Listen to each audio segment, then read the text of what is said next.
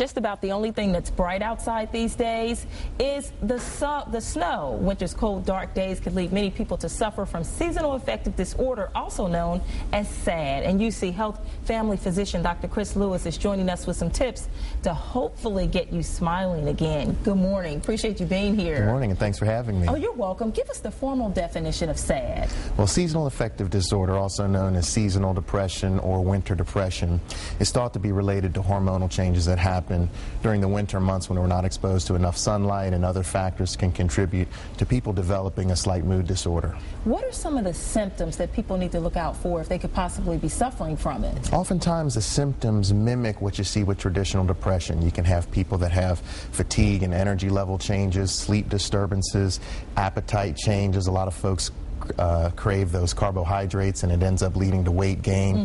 People can have lack of concentration, lack of interest in their daily activities, and just feeling sad or depressed in general. Well, you've described me right here, because I'm one of those people. I love the sunshine and, you know, the summer months. You've described me down to a T. But seriously, though, some people may brush off some of these symptoms. What is it that you should be looking for if it's really serious and you really need to seek treatment? Well, the symptoms can vary.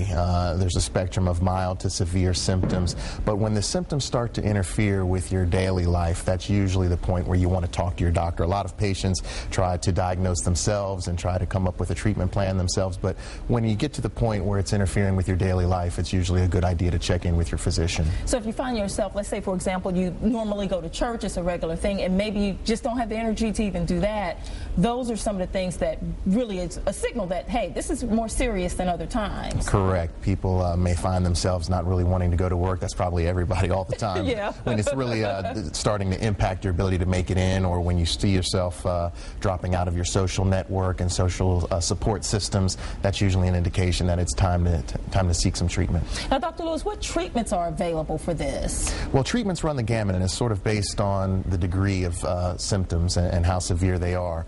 But a lot of times just getting out in the sunlight can be curative. So we always recommend that people try to make sure that they're getting up a little bit early before going to work, maybe spend some outdoors time. I know it's tough when the weather's this cold, but getting out and doing a walk before going to work when the sun is still out, because oftentimes if you're working, you come home and it's already dark, and it's tough to get those daylight hours. There's also phototherapy, where you can get a light box from your physician, where if you are unable to make it outside during the daylight hours, you can mimic that with synthetic light.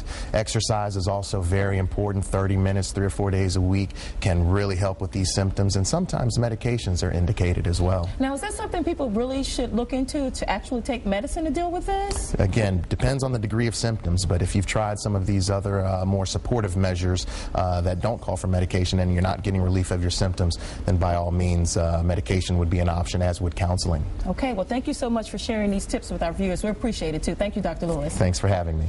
Well,